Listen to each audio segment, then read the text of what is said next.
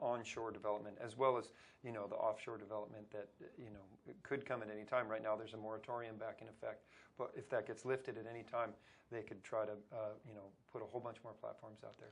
And where in California are these primarily located? I know here in Santa Barbara. Yeah, here and a little bit south here, but up to up to Point Conception, we've got platforms all the way along there, and then down towards LA. Okay.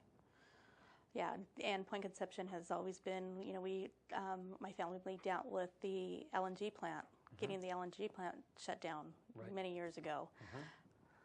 And I know that there's always threats of, and I know there's always threats of nuclear energy. They're wanting to use the coastline here. Sure, after Diablo Canyon, I mean, that was a huge issue back when they set Diablo. And Diablo is, as far as we're concerned, needs to be decommissioned. I don't think it's safe anymore. We're very concerned about that. That's not a GOO issue with us personally. Nuclear power is what drove me to solar power. Okay. Because I did not want to buy electrons from a nuclear power plant. I felt so strongly that I wanted to move away from that I had to find something else, and I found solar, and I'm glad I did, because I don't want to buy any electrons from nuclear power plants ever. Exactly. I know. So is there any messages that you would like to get to the community regarding GOO and the efforts of GOO? We have just a few minutes left. So. I do. What I would like to say to the community is I hope that, if you watch this and you're thinking about GOO, that you're thinking about your own addiction to oil.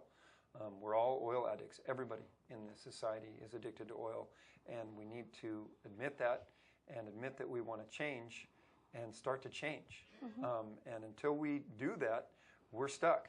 And we're stuck in a system that's making a lot of air pollution. We're seeing asthma and cancer and all the things come from that. And, things can be done about this. We can actually change it. But until we focus on that and realize that it is our generation that has to solve this, we're going to be in big trouble. And so if they think about GOO, I hope that they think that, they want to take some personal responsibility and, move to change things now. This generation, starting with ourselves. We're going to try to set a good example, do the best we can, and then help our community, and then we're going to try to help our country, and then hopefully we'll help other countries. But we're starting with ourselves and working outward, and that's what GOO is all about. Yeah, and part of it is just taking the little steps and carpooling, and because with oil, it's about demand. Yeah. And a lot of it, we do have control over. Yeah, well, and the control issue is a really good point, because if we give them all our money, we can pretty much expect them to control us in Washington. And that's exactly what they've done. The fossil fuel lobbies, the oil lobbies, coal, so powerful in Washington, and has had such a bad effect on the political system and the political outcomes that we get in this country. And until we stop giving them our money, we can't stop them from using that money to make our political system into something that we can't agree with. Right. And I've known that, especially with some of the local oil companies, they've been very systematic in donating in the community to keep themselves, make a good name for themselves by contributing to environmental programs and. Well, given the economy, I'm not going to say anything bad about that, because I'm involved in a lot of nonprofits, and I know everybody's hurting. Yeah.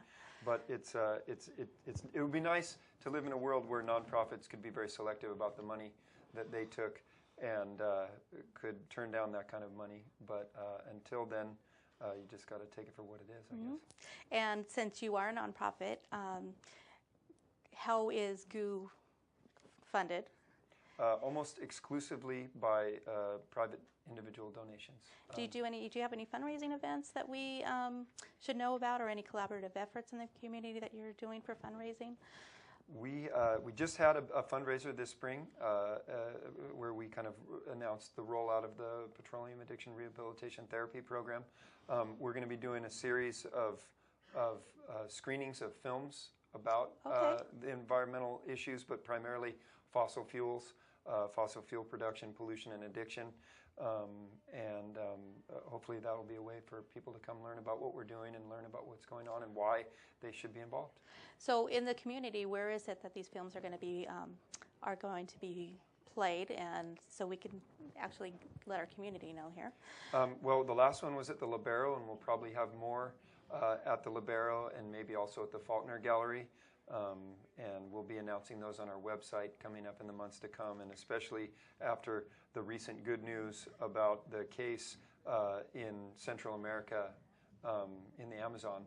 And we're going to show, there's a movie about the case for justice down there, and we're going to show that next, and that'll be really exciting. So if you could give our TV audience all your contact information, let them know how to look for these films. If you have anything that you have coming up, for instance, any more fundraising events, if you can just let us know when the next one is, that would be great. Okay. Yeah, right now, just go to our website, getoilout.org. Okay. And that's where we have all of our information. So you have your events listed there, and donations, where to send your donations. And okay, well, wonderful. I really thank you for coming and talking about goo and some of the alternative energy sources and everything else that you're doing in the community. That's wonderful. Thank you for having me. So this is AIM Santa Barbara, and if you have any suggestions or you'd like to make any comments, please contact our email address, which is aimsb@ymail.com. We are on Facebook, and we do have a website, which is www.aimsb.org. We also, please do go to our website, and we have a current schedule. We will be in the Palm Springs area. We are going to be protesting. There's going to be a presentation. Keisha Cruther is the person. She is a fake shaman, and that is going to be February 26th. Please look for information on our website. And until then, thank you.